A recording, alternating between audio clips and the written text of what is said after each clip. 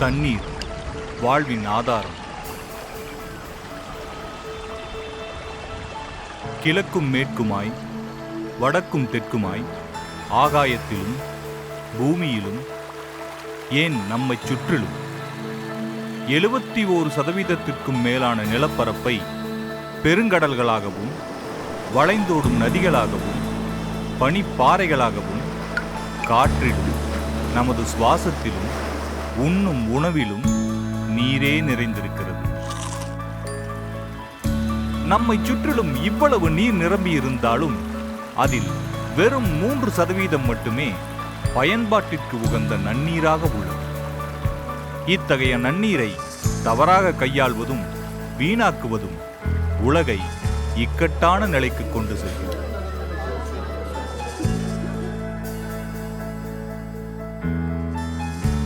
பருவநிலை மாற்றமும் கட்டுக்கடங்காத மக்கள் தொகை பெருக்கமும் நம்மை ஒரு அத்தியாவசியமான தீவிர மாற்றத்தை நோக்கி உந்தித் தள்ளுகிறது. சுத்தமான தண்ணீரும் சுகாதாரமும் அடைய வேண்டிய ஒற்றை இலக்காக நம் முன்னே நிற்கிறது.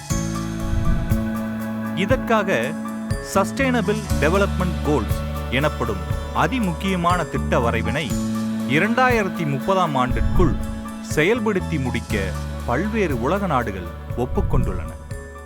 இதுவரை 193 நாடுகள் கையெழுத்திட்டுள்ளன. 2030ற்குள் நிறைவேற்றியே தீர வேண்டிய 2 முக்கியமான குறிக்கோள்களை கொண்டுள்ளது. உலகை மாற்றியமைப்பது, எதிர்கால சந்ததிகளுக்கு சிறந்ததை விட்டுச் செல்வது.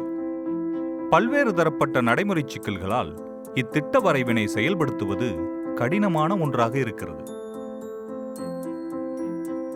இந்த காணொளி SDGயின் இலக்குகள் குறித்து விரிவாக அலசுகிறது. இது தொடர்பான பிரச்சனைகளுக்கு சரியான தீர்வு கண்ட தென்னிந்தியாவில் அமைந்துள்ள ஆரோவில் என்ற பரிச்சார்த்த நகரத்தை குறித்து நாம் அறிய வருகிறோம். இங்கு கடந்த காலத்தில் நிலவி வந்த தண்ணீர் பிரச்சனைகளை அறிவார்ந்த மற்றும் தொடர்ச்சியான உழைப்பின் மூலம் அர்ப்பணிப்பு உணர்வு மிக்க ஆரோவில் வாசிகள் தீர்வு கண்டனர். கடினமான சூழலில் இந்த உதாரணம் நமக்கு மிகப்பெரிய நம்பிக்கை அளிக்கிறது. இலக்கு 6.6 சுற்றுச்சூழல் அமைப்பு. மலைகள், காடுகள், ஏரிகள் போன்ற நீராதாரங்களை பாதுகாப்பது மற்றும் மறுசீரமைப்பது.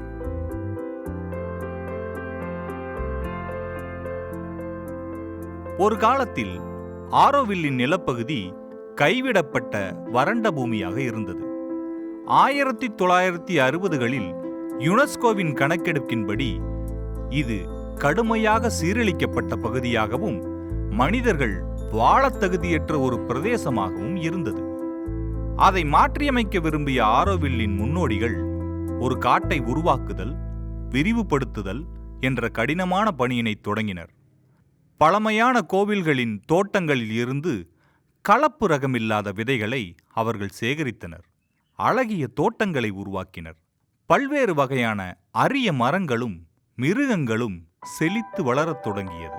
ஒரு கணக்கீட்டின்படி 50 லட்சம் மரங்கள் இங்கு மீட்டுருவாக்கம் செய்யப்பட்டிருக்கிறது. இந்த அசாத்தியமான சாதனைக்கு பின்னால் தண்ணீருக்கான தேவை எவ்வளவு பெரிதாக இருந்திருக்கும்? ஆரோவில் பகுதிக்கென்று இயற்கையாக அமைந்த நீராதாரங்கள் என்று எதுவும் கிடையாது. உதாரணமாக அன்னபூர்ணா பண்ணை, சோலார் கிச்சன் மற்றும் நூலகப் பகுதிகளில் காணப்படும் சிறு குட்டைகள் குளங்கள் முதலான நீராதாரங்களை உருவாக்கின. காலப்போக்கில் மீன்களும் பறவைகளும் அதில் பெருகத் தொடங்கியது. இயற்கையும் தன்னை நோக்கி நிகழும் மீட்டுருவாக்கத்திற்கு கை கொடுக்க ஆரம்பித்தார். இலக்கு 6.5 நீர் மேலாண்மை. ஒருங்கிணைந்த நீர் மேலாண்மை திட்டத்தை செயல்படுத்துதல். இதற்கான முயற்சிகள் பொருத்தமான எல்லாவிதமான வழிமுறைகளிலும் பின்பற்றப்பட்டது. ஆரோவில்லின் பருவநிலையானது ஒவ்வொரு ஆண்டும் நீண்ட வறட்சியையும் ஓரிரு வாரங்கள் கனமழையையும் கொண்டது. மரங்களும் பசுமையும் இல்லாத காரணத்தால் மழைநீர் சரிவுகளில் பாய்ந்தோடி கடலில் கலந்து வீணாகிக் கொண்டிருந்தது. மழைக்காலங்களில் இவ்வாறு கலக்கும் நீரால் வங்காள விரிகுடா சற்று சிவந்த நிறத்தில் காணப்படுமாம். இப்போது அதை தடுத்தாக வேண்டும். கடலில் வீணாக கலக்கும் நீரை நிலத்தின் பயன்பாட்டிற்கு தக்க வைத்தாக வேண்டும். இதற்கு பல்வேறு திட்டங்களை ஒருங்கிணைத்த முயற்சி நல்ல பலனை தந்தது. புயலின் போதும் காற்றழுத்த தாழ்வு மண்டலங்களின் போதும் கிடைக்கும் நீர் குட்டைகளுக்கும் குளங்களுக்கும் சென்றடையும்படியாக நீர்வழித்தடங்கள் உருவாக்கப்பட்டு தண்ணீர் சேகரிக்கப்பட்டது. மெல்ல மெல்ல அவை நிலத்தில் இறங்கி நிலத்தடி நீர் மட்டம் உயர ஆரம்பித்தது. வளரும் காடுகளும் கடற்பாசியைப் போல் செயல்பட்டு நீரை தக்க வைக்க உதவியது. இந்த நிலத்தில் ஆரோவில்லுக்கான நகரமயமாக்கல் திட்டங்கள் புதிய புதிய சவால்களை தந்து கொண்டிருந்தது. மழைநீர் வடிகால்களை தொடர்ச்சியாக கண்காணிக்கவும் பராமரிக்கவும் வேண்டியிருந்தது. சில பகுதிகளில் பாதைகளை நீர்வழித்தடங்கள் குறுக்கிடும் போதும் சோப்பு குழிகளிலும் இரும்பாலான கிராதிகள் அமைக்கப்பட்டது.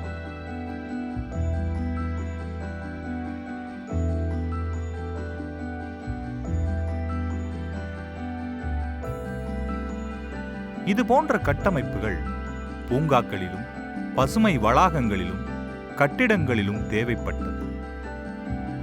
கட்டிடங்களில் இருந்து மழைக்காலங்களில் பெறப்படும் ஓட்டு தண்ணீர் மழைநீர் சேகரிப்பு அமைப்புகளின் வழியாக நிலத்திற்குள் செலுத்தப்படுகிறது.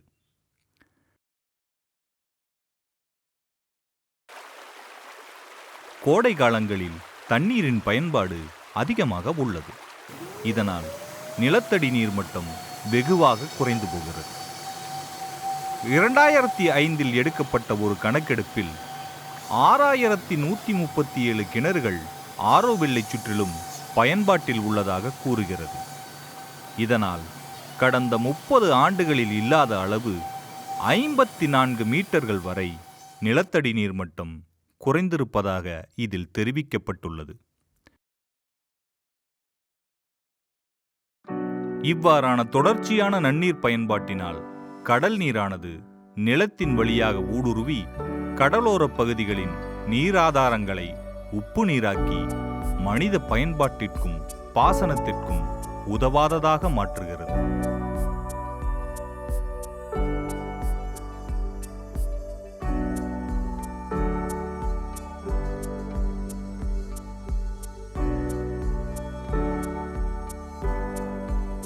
ஆரோவில்லில் இத்தகைய மாசடைந்த நீரையும் அலங்கார தாவர வளர்ப்பிற்கு உபயோகப்படுத்தி பயன்பாட்டிற்கு கொண்டு வந்துள்ளனர்.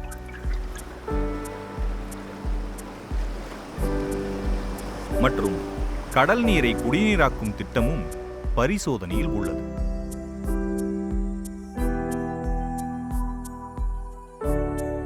இலக்கு 6.4 தண்ணீர் பயன்பாடும் பற்றாக்குறையும்.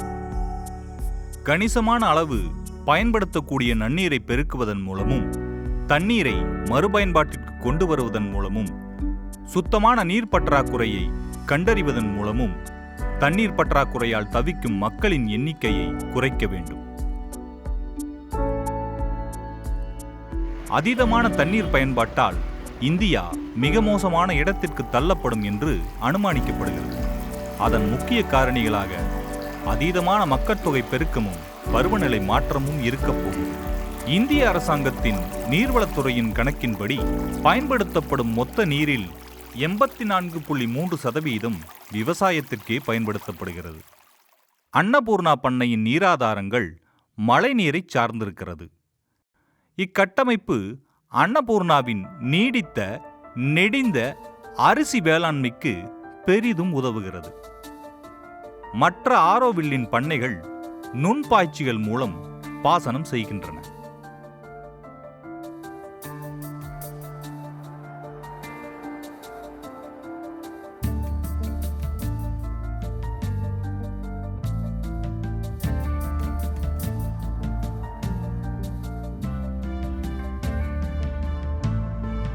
புத்தா கார்டன் புத்திசாலித்தனமான நுண்பாசன முறைகளை தங்கள் விவசாயத்திற்கு பயன்படுத்துகிறது. செயற்கை நுண்ணறிவு தொழில்நுட்பம் தினசரி தண்ணீர் பயன்பாட்டை கட்டுப்படுத்துகிறது. இதற்கு தாவர வகைகள், அதன் தேவைகள் மற்றும் தினசரி மண் ஈரப்பதம் மற்றும் பருவநிலை கணக்கீடுகள் அடிப்படையாக இருக்கின்றது. பாசன பகுதிகளில் இட்டு வைக்கப்படும் வைக்கோல் கலவை ஈரப்பதத்தை தக்க வைத்து நீர் மேலாண்மையை தரமுயர்த்துகிறது. பல பண்ணைகள் பல்லடுக்கு விவசாய முறையையும் சார்பு ஊடுபயிர் சாகுபடி முறையையும் உபயோகப்படுத்துவதன் மூலம் மண்ணின் ஈரப்பதத்தை பாதுகாத்து வைக்கின்றனர். உயர்ந்து வளர்ந்து நிற்கும் மரங்கள் இதற்கு ஒத்திசைவாக நிழல் தந்து உதவுகிறது. ஊடுபயிர் முறையில் பயிரிடப்படுவதால் கிடைக்கும் நீரை கொண்டு அமோக விளைச்சலை தருகின்றன. உற்பத்திக்கு அப்பாலும் இவ்விளைபொருட்கள் மதிப்பு மிக்கதாகவும் உட்கொள்ள தகுந்ததாகவும் இருக்கிறது. மக்களின் ஆரோக்கிய உணவு பழக்க வழக்கங்கள் விவசாயிகளுக்கும் நீர் மேலாண்மையை முறையாக செயல்படுத்தவும் ஏதுவாக இருக்கிறது. உள்ளூர் உணவகங்களும் இவ்வாறு விளைவிக்கப்பட்ட ஆரோக்கியமான விளைபொருட்களுக்கே முக்கியத்துவம் தருகின்றன. விவசாயிகளுக்கும் வாடிக்கையாளர்களுக்கும் ஒரு பாலமாக அமைகின்றது.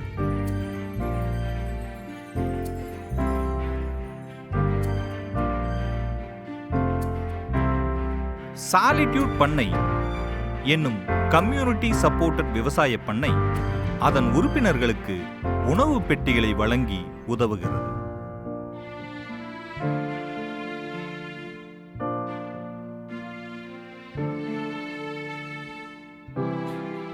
இலக்கு 6.3 நீரின் தரம் மற்றும் கழிவுநீர்.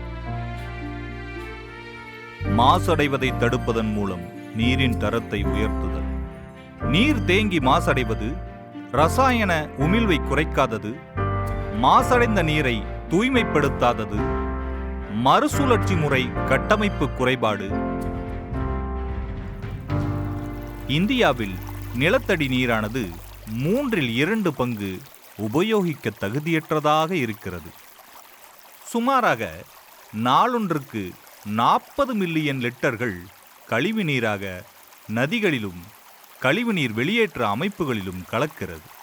வெறும் 30% கழிவுநீர் மட்டுமே போதுமான அளவு தரமான சுத்திகரிப்புக்கு ஆட்படுகிறது. கழிவுநீர் சுத்திகரிப்பு மேலாண்மையின் முதல் கட்டமானது கழிவுகள் நன்னீருக்குள் நுழைவதை குறைப்பதிலிருந்து தொடங்குகிறது.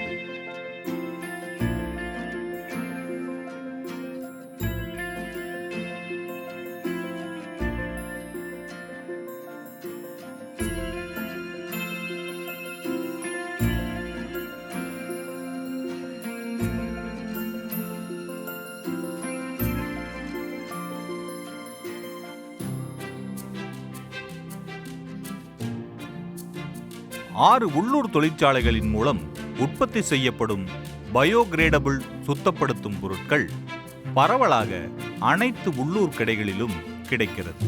தனித்தனி பாட்டில்களில் அடைக்கப்பட்டதாக அல்லாமல் பொதுமக்கள் பாட்டில்களை கொண்டு நிரப்பிச் செல்லும் வகையில் விற்கப்படுவதால் பிளாஸ்டிக் பாட்டில்களின் பயன்பாட்டை குறைக்கிறது.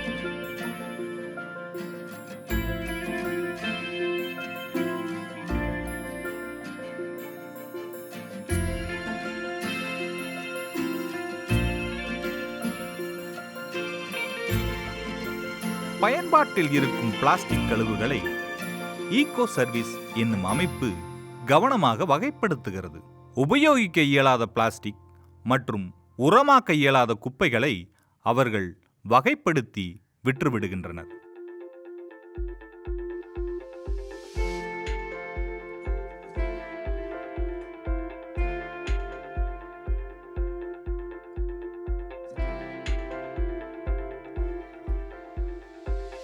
மேலும் சிறுவயது முதலே தரப்படும் விழிப்புணர்வு மிக்க கல்வியால் குழந்தைகள் ஆரோக்கியமான உட்கொள்ளும் பழக்க வழக்கங்களுடன் வளர்கின்றனர்.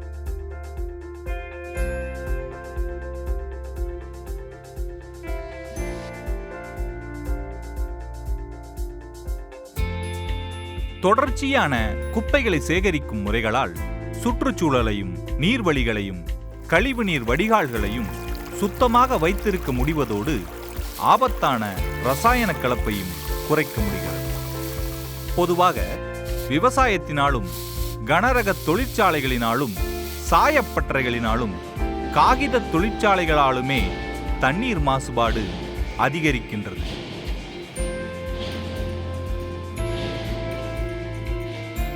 ஆனால் அதன் விளைவுகளை தவிர்க்கும் வகையில் ஆரோவில்லின் விவசாய பண்ணைகள் நச்சுத்தன்மை மிகுந்த ரசாயனங்களை உபயோகிப்பதில்லை.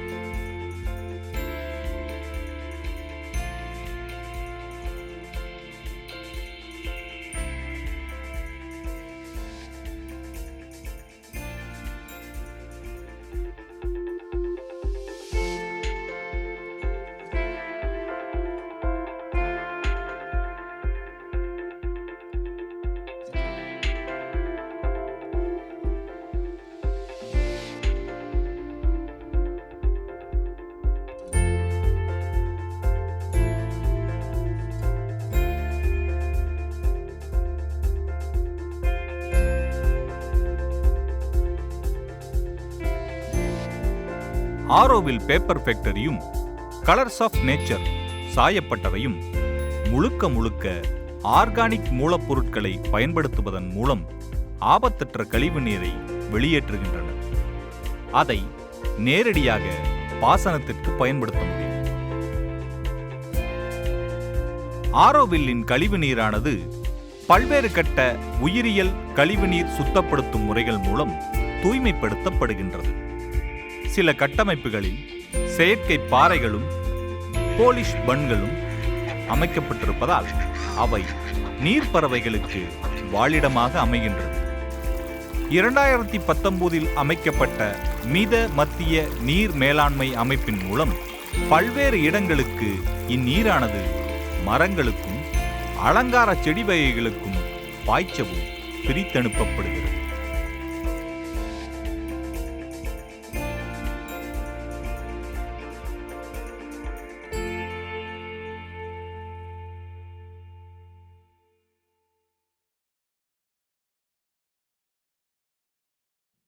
இலக்கு 6.2 சுத்தம் மற்றும் சுகாதாரம். அனைவருக்கும் போதுமான மற்றும் சமமான சுத்தமும் சுகாதாரமும். திறந்த வெளியில் மலம் கழித்தல் பெண்கள் மற்றும் சிறுமிகளின் வாழ்வில் நிகழ்த்தும் சங்கடங்களை நாம் கருத்தில் கொள்ள வேண்டியிருக்கிறது. யுனிசெஃபின் தற்போதைய புள்ளி விபரமானது கொரோனா கால பாதுகாப்பு நடவடிக்கையாக அடிக்கடி கை கழுவும் வழக்கம் கட்டாயமாக உள்ள நிலையிலும் கூட சோப்பை உபயோகப்படுத்த இயலாத நிலையில் 3 பில்லியன் மக்கள் இருப்பதாக கூறுகிறது. ஆரோவில்லில் பொது இடங்கள், உணவகங்கள், கல்விக்கூடங்கள், கழிப்பறைகள் மற்றும் வேலை இடங்கள் என பெரும்பாலான இடங்களில் கை கழுவும் வசதிகள் செய்யப்பட்டிருக்கிறது. ஆரோவில் ஹெல்த் சர்வீஸ் ஒவ்வொரு பகுதிகளையும் நேரடி கண்காணிப்பில் வைத்திருக்கிறது. பள்ளிகளும் உணவகங்களும் தங்கும் விடுதிகளும் தங்கள் பகுதிகளின் சுகாதாரத்தின் தரத்தை நிர்வகிக்க தங்களது பணியாளர்களுக்கு பயிற்சிகளை அளிக்கின்றன. 2014 தஸ்த்ரா என்னும் அரசு சார்பற்ற அமைப்பின் கணக்கெடுப்பின்படி ஆண்டுதோறும் 23 மில்லியன் பெண்கள் மாதவிடாய் கால பிரச்சனைகளை சமாளிக்க இயலாமல் பள்ளி படிப்பை பாதியிலேயே நிறுத்துகின்றனர். இதில் சானிட்டரி நாப்கின்கள் பற்றாக்குறை மற்றும் அது குறித்த விழிப்புணர்வின்மையும் அடங்கும்.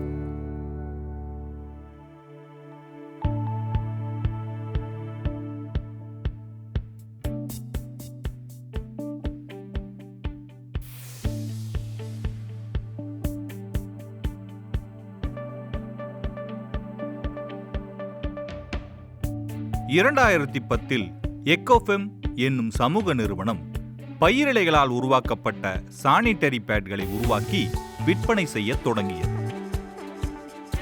அதன் மூலம் கிடைக்கும் வருமானத்தை மாதவிடாய் கால ஆரோக்கிய கல்விக்காகவும் வருவாய் குறைபாடுள்ள பெண்களுக்கு இலவச சானிட்டரி பேட்கள் வழங்கவும் பயன்படுத்துகிறது.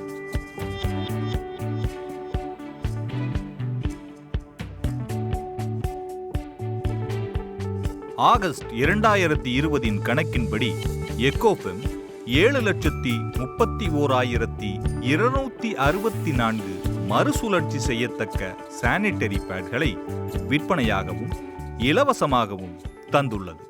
இதனால் 54.8 மில்லியன் சானிட்டரி பேட்கள் வீணாக பூமியில் எரியப்படுவது தடுக்கப்பட்டுள்ளது. ஸ்வச் பாரத் திட்டம், தூய்மை இந்தியா திட்டம் கழிப்பறைகள் கட்டுவதற்கு முன்னுரிமை கொடுக்கும் திட்டமாகும். என்றாலும் தண்ணீர் பற்றாக்குறையுள்ள இடங்களில் வசிக்கும் மக்கள் பெரும்பாலும் திறந்தவெளி கழிப்பிடங்களையே நாட வேண்டியுள்ளது. ஆரோவில்லில் பெரும்பாலான கழிப்பறைகளில் இருந்து வெளியேற்றப்படும் கழிவுகள் முறையாக ஆங்காங்கே கழிவுநீர் தொட்டிகளில் சேகரிக்கப்படுகின்றன. அது மட்டுமல்லாது இங்கு மாற்று கழிவறை திட்டங்களும் செயல்படுத்தப்படுகின்றன.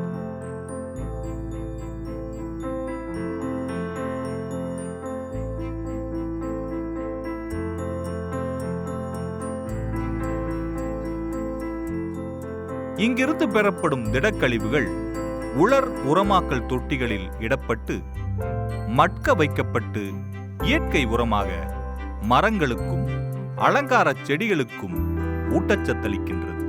இம்முறையானது நாளொன்றுக்கு தனியொரு மனிதன் செலவிடும் 20 லிட்டர் தண்ணீரை மிச்சப்படுத்துகிறது.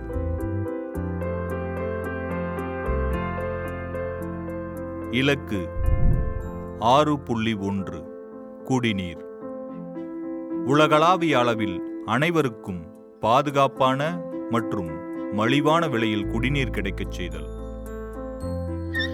100 மில்லியனுக்கும் மேலான மக்கள் தொகையை கொண்ட இந்தியாவில் 33.7 மில்லியன் மக்கள் சுகாதாரமான குடிநீர் இல்லாமல் நீரின் மூலம் பரவக்கூடிய நோய்க்கு ஆளாகின்றனர்.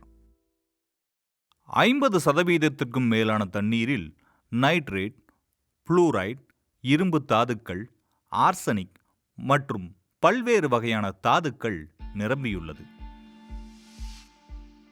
ஆரோவில்லின் பள்ளிகளும் பணியிடங்களும் அலுவலகங்களும் பாதுகாப்பான மற்றும் சுகாதாரமான தண்ணீர் சேவையை கொண்டுள்ளன. கரிம விவசாயத்தாலும் தரமான கழிவுநீர் மேலாண்மையாலும் இதன் வனப்பகுதிகளும் நிலத்தடி நீரும் மாசற்றதாக இருக்கிறது. நீரின் தரத்தை கண்காணித்து தரமான நீரை வழங்குவது ஆரோவில்லின் நன்கு நிறுவப்பட்ட சேவையாக உள்ளது. 1993 செயல்படும் என்விரான்மெண்டல் மானிட்டரிங் சர்வீஸ் சேகரிக்கப்படும் நீரிலிருந்து நுண்ணோய் கிருமிகளை 24 மணி நேரத்திற்குள் கண்டறிந்து சொல்கிறது.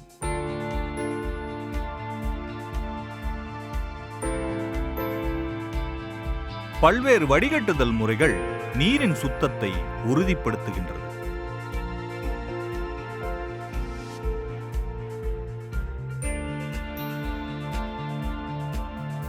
அக்வாடிக் யூனிட் ஆஃப் ஆரோவில் என்னும் அமைப்பு கடந்த 25 ஆண்டுகளாக செயல்பட்டு வருகின்றது.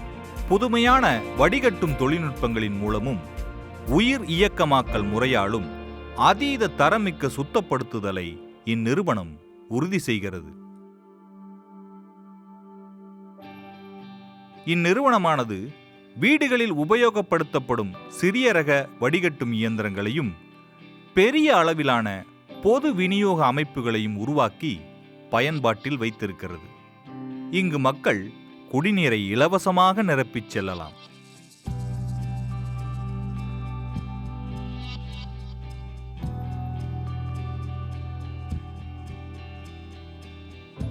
அனைவருக்கும் அனைத்தும் கிடைக்கும் உலகமாக மாற்றியமைத்தல். இந்த பணியில் 6 முக்கிய இலக்குகளோடு புதிய 2 இலக்குகளும் இணைகிறது. தொழில்நுட்ப தீர்வுகளை தாண்டி அனைவருக்கும் சமமான பாதுகாப்பான நீரை உருவாக்கியும் பராமரித்தும் மனித குலத்திற்கு வழங்க வேண்டும். இலக்கு 6.A ஒத்துழைப்பு. முன்னேறிய நாடுகளில் தண்ணீர் மற்றும் சுகாதாரம் நடவடிக்கைகளும் திட்டங்களும் நீரை கிரகித்தல், உப்புத்தன்மை நீக்கல், திறன் மேம்படுத்துதல், கழிவுநீர் மேலாண்மை, மறுசுழற்சி மற்றும் மறுபயன்பாடு ஆகிய நடவடிக்கைகளை உள்ளடக்கியவை.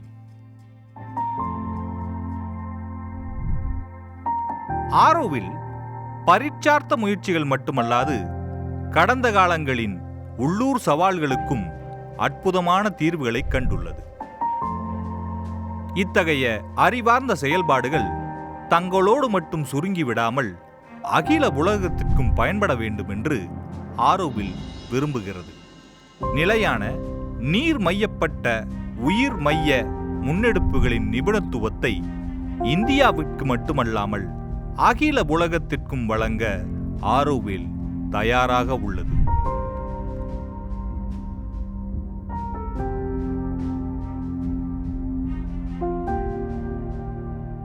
நேரடி களப்பயிற்சிக்கும் ஆரோவில் தன் கதவுகளை திறந்தே வைத்திருக்கிறது.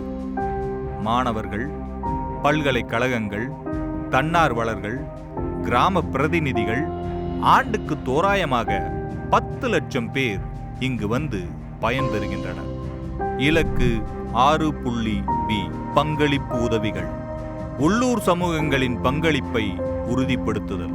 நீர் மற்றும் சுகாதார நிர்வாகத்தை மேம்படுத்துவதில் எவ்வளவு அதிநவீன தொழில்நுட்பங்கள் பயன்படுத்தப்படுகின்றது, தொழில்நுட்ப தீர்வுகள் என்னென்ன என்பதை விட SDGRஇன் இலக்கை அடைவதற்கு உள்ளூர் மக்களின் ஆர்வமும் பங்களிப்பும் மிக அத்தியாவசியமானதாக இருக்கிறது.